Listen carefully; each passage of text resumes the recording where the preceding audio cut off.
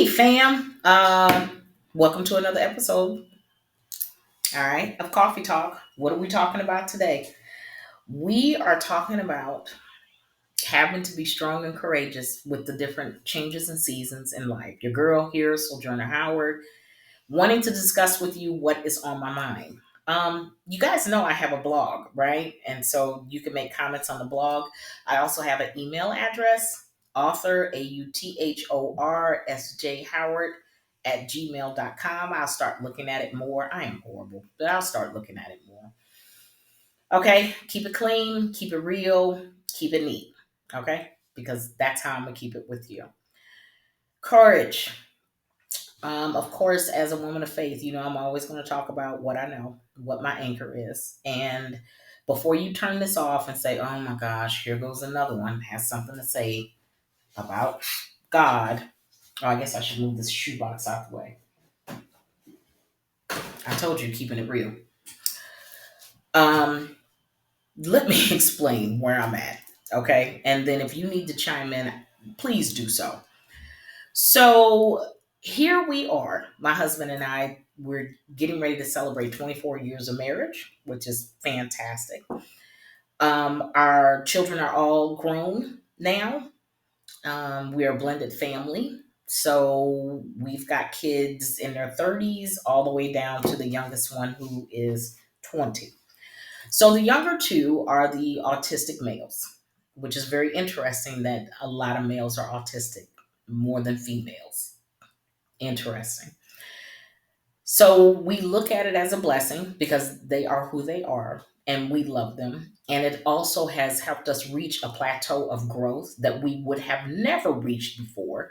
Because when you're dealing with special needs and kids who are chronically ill and anything else that is different, that is outside the box, outside of your plans, it stretches you. It stretches you because you have to learn about realms you didn't plan on learning about. It stretches you because you have to come in contact with people that you would have never even thought in a million years that you would have had to. It stretches you because you're humbled. You have to be humbled because there's no way that you can learn everything that you need to learn. Okay? There's no expert in this realm. There's no expert in parenting. As soon as I see someone that says, I'm an expert in parenting, I'm like, you are a liar because I don't understand how you parent someone when you can't be inside their head. You cannot control their thoughts. You cannot know their thoughts. You can't even control yourself, to be quite honest with you. Now, you could be an observer and say, you know what? I seem to have observed a consistency here. Let me share with you what I have observed. But it is really hard for anyone to be an expert, especially on parenting. We got together, we fell in love, we got together, we made babies. No one said, oh, you're going to have special needs kids. Nobody sets out to plan like that. You got to be strong. You got to be courageous. Now that we've gotten through K through 12, now what? You now have autistic adults. It's one thing when society sees your children. Oh, they're so cute. Oh my gosh, they're autistic. Okay, they're small. Let's help. Let's help. Let's help. But what happens when the autism is almost 6 feet tall and 240 pounds?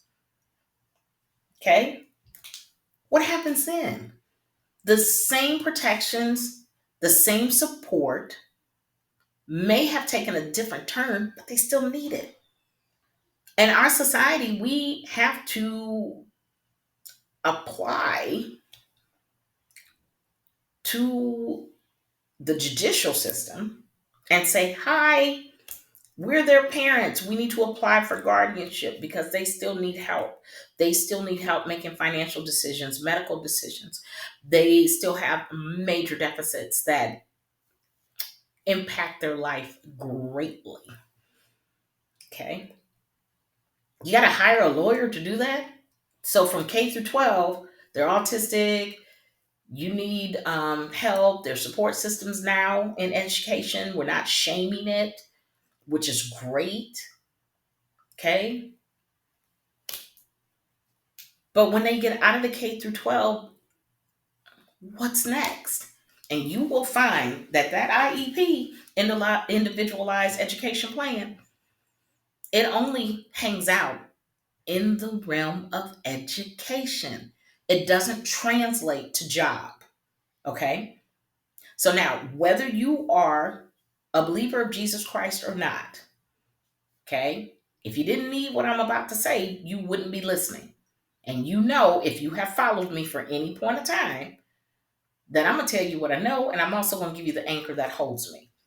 Because when I say that this was enough to cripple me mentally and emotionally and put me in a fetal position and wanted to just give up, white flag it, it was. It continues to be very daunting because now I get to learn about waivers. First, it was the acronyms: 504, IEP, IAP, BCC, DC, ABC, any other C's. I mean, I'm being funny, but it's a lot.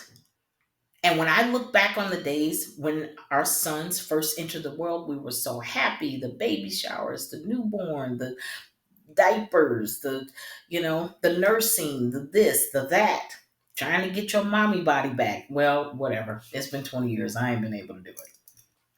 So I'm like, tell my husband, what you see is what you got. You help make the mess. Okay? But honestly, these things are very intimidating. You have to research, you have to learn. And let me tell you something. The state is no different than education, and I am an educator. Okay? But if you don't know, they're not going to tell you. State is the same. So you are coming in open, vulnerable. You need help. You need somebody that knows these ropes, that knows how to swim these waters, a guide. And you're not always going to find that. You know what my new passion is? And it's not even new, it's been building. I want to help parents. I want to help guardians. I want to put together community resources and partners and parents and guardians and education systems together so that the best plan for that person can be made moving forward, with them being a part of it as much as they're able to be a part of it. Okay? Did you know that if you're going to obtain any type of guardianship, there's a difference between guardianship and conservatorship? Okay. We were blessed with a very good lawyer. If you're in the Virginia area, email me. I will happily share my information with you. Okay. But did you know that you needed to apply for guardianship 6 months before the child turns 18? Did you know that if you don't do that, the school does not have to give you a notice of meetings? So the school can have a meeting with your child without you being notified. Or your adopt a child, whoever you're in charge of. Okay. How are you going to make decisions for my kid that doesn't have all of the facilities to be able to make these types of decisions without me? I feel some type of way about that. So you need to know. You have to apply for this stuff. You have to ask questions. Ask questions until you understand. Don't be ashamed that you don't know. Don't try to play like you do. You don't. And don't use the excuse, I don't know, all the time. Get to know. When I was a kid, knock, knock, knock, door to door salesman, vacuums. Oh man, we had a Hoover vacuum. That thing lasted, that's a tank. That thing lasted 100 years. People selling vacuums, books, encyclopedias. We couldn't afford the whole set, but we could get one or two, and then somebody else get the other one, and then somebody else get the other ones, and we all swap it around. Well, now your encyclopedia is Google. If you don't know, ask so that you can be informed, because education leads to empowerment. You are empowered, you can make the right choices, okay? The right decisions, hoping for good consequences. Okay? Because there's a consequence with everything. Consequence is not necessarily negative. I know we use it in a negative connotation, but it's not necessarily negative. All right? There are good consequences too. There's happy accidents. All right. So now that my kids are K through 12 and I traveled with them, I am a dual degree, meaning I have two masters. All right. I need to come out of the classroom. I've been wrestling with this for a few years now. I need to come out of the classroom, not sure what I want to do, don't want to be a principal. I don't want to put that type of time in. That's not my calling. Helping other people with the knowledge that I have amassed, my husband and I, over the last 20 years. Because, hey, look, folks, 20 years ago, autism wasn't the end thing. You understand? And it definitely wasn't the end thing in the communities of color. All right. So now that we're here, we're on board, we're on the map. Let me educate all people. Because to me, if you have a child that's on the spectrum, then we have a common bond. And I want to help you. I don't care what nationality you are. Who cares? That is not important to me. What is important is that you feel empowered so that you can better care for your child or person that you're responsible for. That's what matters to me. Because love has no color. It has structure, but it has no color. We ain't gonna talk about that in this broadcast. This is what I'm gonna talk about. Stay on target. One of my favorite lines in Star Wars. We're nerds. Did you marry your best friend? I did. I'm glad because I tell you what, it comes to a time that sex ain't the most important thing. It's great, but it ain't the most important thing. Communication, okay, common bonds, being able to hang out, loving music, spontaneous dance parties. All right, the things that are important, whatever your jam is. Okay. The other night, my husband and I took the kids on in Mario Kart. So we try to do it every week, have a game night. They love video games. So that's we meet them where they are, right? The night before that, their sister was with them playing I think online Monopoly because she's a tech head.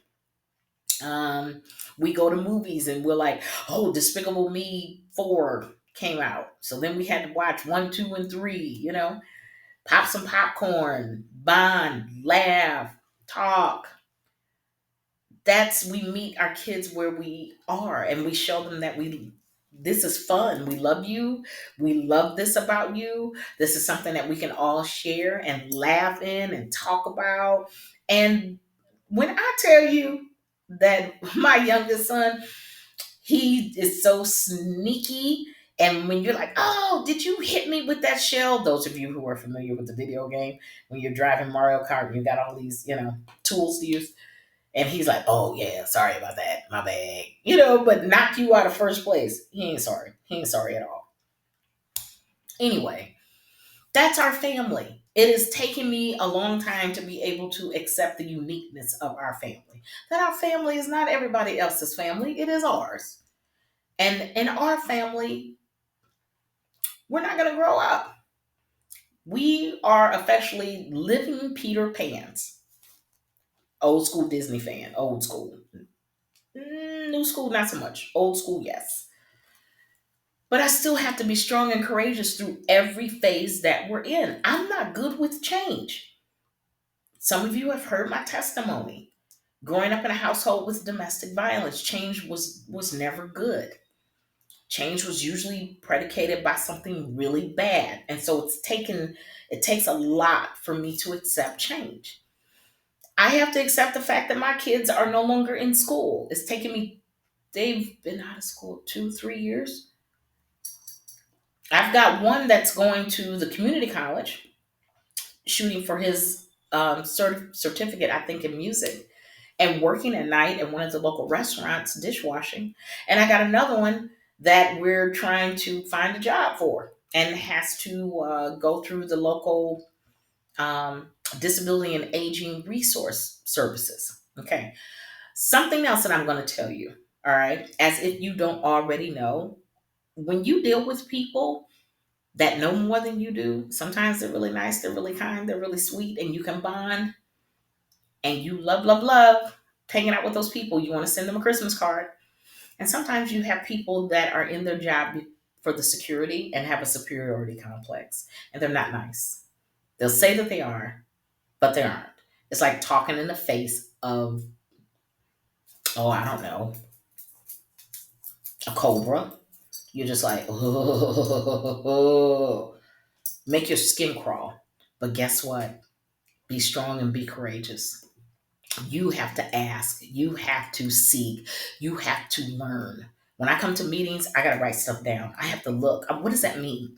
What term can you spell that for me? I have 2 master degrees. Clearly, I can spell. But when I come into this realm, amen, I don't know nothing about this. And I am going to listen to you because you do. And I need to be educated so that I can better help my kids. I also have to come to the grips with the fact that I'm getting older. I ain't really aging. I'm still fine. Fluffy, but fine. I'm getting older. I get up, I got new creaks. I got new pops. Stretch the wrong way, you get a leg cramp. You're like, ah! Okay? That's happening. That's real. That also brings me to the fact that I'm gonna have to stop working at some point. I'm like, I'm never gonna stop working. At some point, you're gonna have to stop. Maybe not completely stop, but be in a diminished capacity. Okay. So whatever it is that I have, whatever knowledge that I have, whatever training that I have, it goes with me to the grave. And that does not benefit anybody. We look for our kids to outlive us. So I need to make sure that things are legally set up for them, that in the event that they lose their guardians, that we have waivers, we have support, they are on somebody's radar so that they can get their basic needs met. Okay? That's scary, but it has to happen. I encourage you to get a will. I encourage you to do it. The worst and the best of people come out during funerals and weddings. But you have a will, that shuts all that down. I encourage you to start a trust. A lot of these folks are on Medicaid.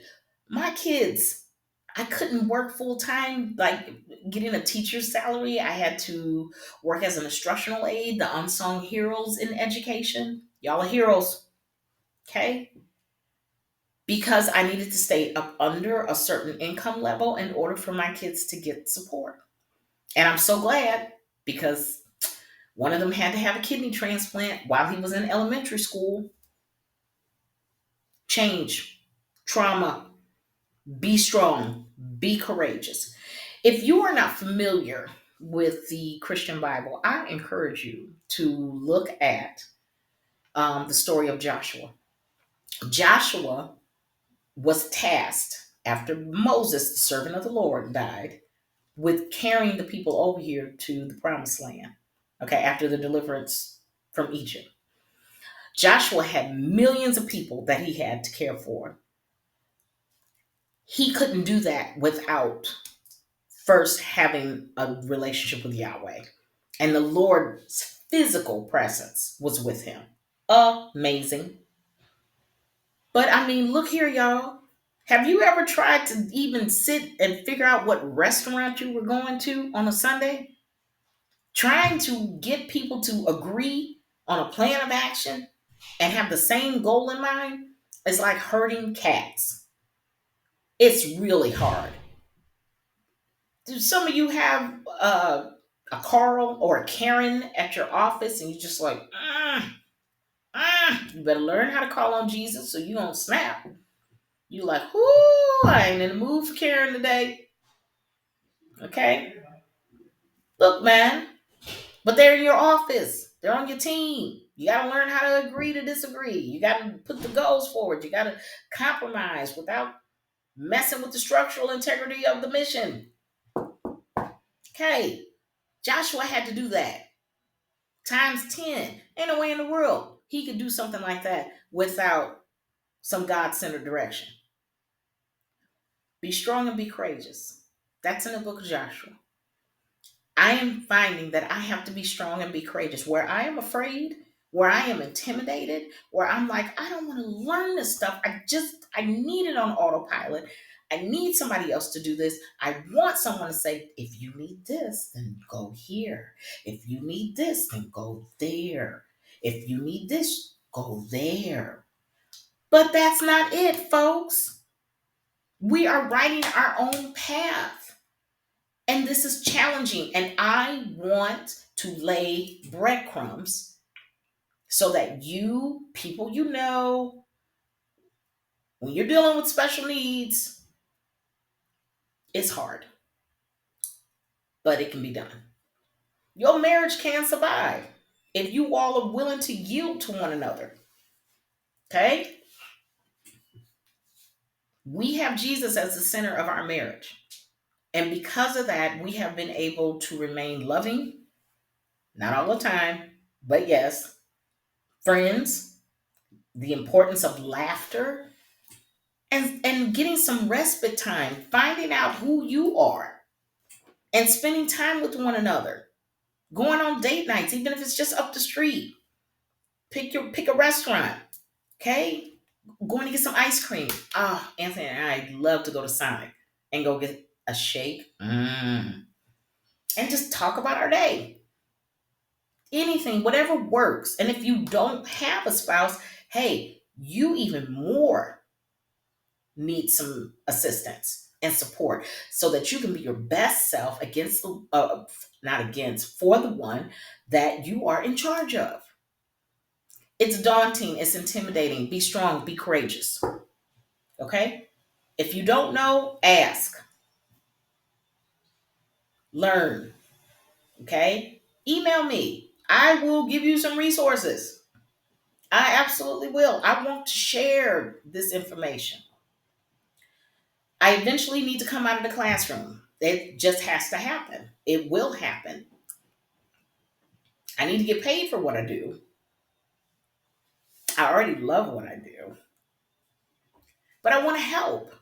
I want to help other people shoulder the burden of having adult people in your house that you have to take care of, not because they're trifling, not because they're entitled, but because they still need assistance. Our house is Peter Pan on steroids. Never grew up, always a child. Okay, well, my Peter Pan is almost 6 feet tall and 240 pounds. And he still needs his mama to help him. Sure, there are things he can do because we've taught him. Okay? Be strong and be courageous. All right? Different phases of life. Nothing remains the same. Life is temporary, so nothing can stay the same. All right? But get the help that you need. Learn about the waivers. Pick one topic. One topic. Google waivers for disability. Ah! Your mind is going to pop. Pick one thing about that to educate yourself. Then a second thing, make a foundation for yourself. You know how you learn. I'm a logic-based learner. I am visual. I can read it. I will write it down. And then I have to go and apply it. And I have to talk with someone and say, okay, so is this what this means? Oh, okay. Well, what context would you use this in? So is this what is happening here? So that I'm not talking a foreign language and you aren't speaking a foreign language to me. So that I can understand to help better make good choices for the people that I'm in charge of. Okay? Be strong and be courageous, folks. That's the word of the day.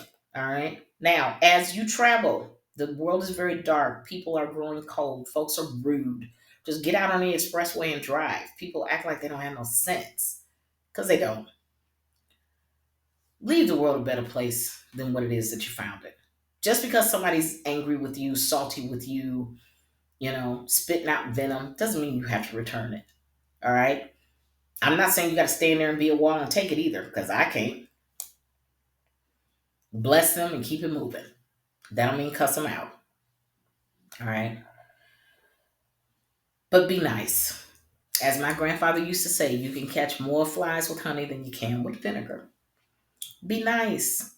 And most of the time, when you approach people with a sense of humility, genuineness, meaning you're not trying to brown nose or kiss up. I mean, my nose is naturally brown, but you know what I'm saying. Then people will want to give you information. But you do have to humble yourself. You cannot come in there with a sense of entitlement like you John Law, okay? And that somebody owes you something. You're trying to understand what they have so that you can better do. Okay? I'm telling you, having autistic kids have made us better people. If we didn't have autism in our home, all our kids would be grown off to school, off to college, doing their own thing. I miss that part. And sometimes I wonder what autism took from them. But I don't stay there because I can't change it. I'm, I can't. My family's different from your family. I have to accept the uniqueness of it. It's kind of hard watching kids that they went to school with and they progressed through the K through 12 system, and now those kids are off to the service. They're in college. They're working full time jobs. They're now picking out spouses and mates, potential mates, and you're like, wow, you're invited to weddings, and soon there'll be baby showers, and you're like, is that not for me? Well, if it isn't, then be happy with those who it is and accept where you are. And if you have trouble doing that, then seek the help that you need so that you can talk it out. Because nobody needs an angry caregiver, and nobody needs a caregiver that's in denial. That was a stress point in our marriage, and we've gotten so much better that we can talk and say, it's okay to say, you know what, I'm very disappointed about this, and the third. I thought having sons would mean this, that, and the third. I thought when we were having kids and talking about our family that it would be this way. It's okay to talk about these things. It's better that you do instead of being bitter, because that's what's going to come across. And nobody needs you to be bitter. The world most certainly don't need an addition to bitter people. Have you looked at the internet? All right. Until next time, okay? Live, love, and laugh. And I will talk to you again.